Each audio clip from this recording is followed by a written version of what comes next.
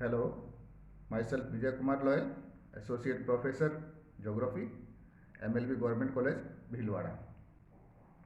आज का अपना टॉपिक है पृथ्वी की उत्पत्ति के संदर्भ में दिए गए सिद्धांतों में से जेम्स, जीन्स व जेफरे का ज्वारीय परिकल्पना अपन पढ़ेंगे। Tidal hypothesis of Jeans and Jeffreys. British विद्वान जेम्स जीन्स ने 1919 में जॉर्ज डार्विन की ज्वारीय शक्ति की खोज से प्रेरणा पाकर अपनी ये ज्वारीय परिकल्पना प्रस्तुत की। जेफरे ने 1926 में इसमें कुछ संशोधन किए। इस परिकल्पना के अनुसार आदि काल में सूर्य गैस का एक विशाल पुंज था। सूर्य से बड़ा एक तारा भ्रमण करते हुए सूर्य के समीप से गुजरा।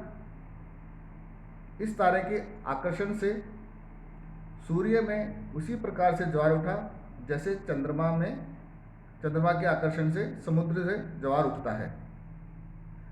तारे के निकट आ जाने पर ज्वार की ऊंचाई बढ़ती गई और बहुत निकट आ जाने पर सिगार जैसी आकृति का ज्वारीय पदार्थ, जिसको फिलामेंट कहा उन्होंने, ज्वारीय पदार्थ सूर्य से अलग हो गया और तारे की ओर आकृष्ट हुआ, अट्रैक्ट हुआ।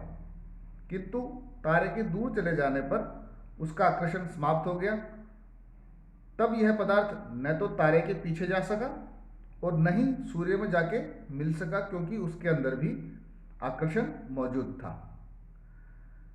किंतु सूर्य के आकर्षण से यह सूर्य की परिक्रमा करने लगा और यह पदार्थ ही विभिन्न ग्रहों के रूप में खंडित होकर ठंडा व ठोस हुआ।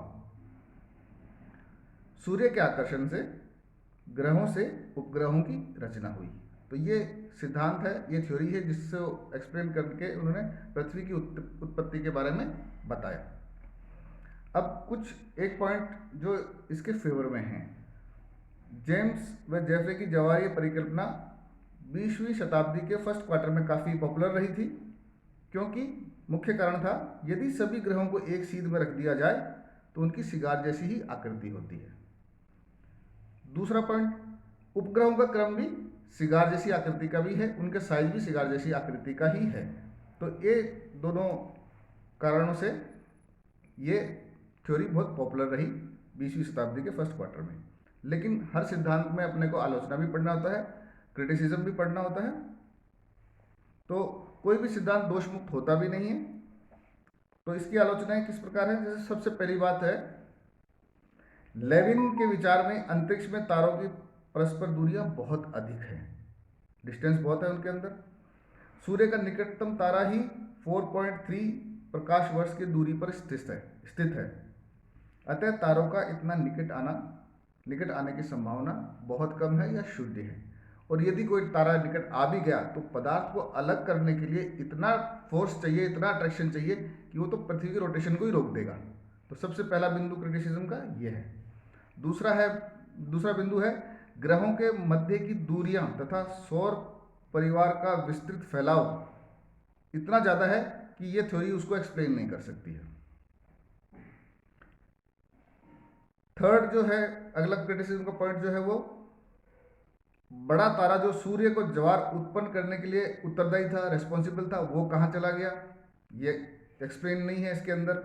और सबसे लास्ट क्रिटिसिज्म, ग्रहों का अधिक कोणीय संवेग का प्रश्न भी इस परिकल्पना से हल नहीं होता। कोणीय संवेग का मतलब, इसको एक्सप्लेन इस तरह के लिए कि सूर्य का द्रव्यमान बहुत अधिक है उसका कोणीय संवेग बहुत कम है। ग्रहों में कोणीय संवेग बहुत ज़्यादा है।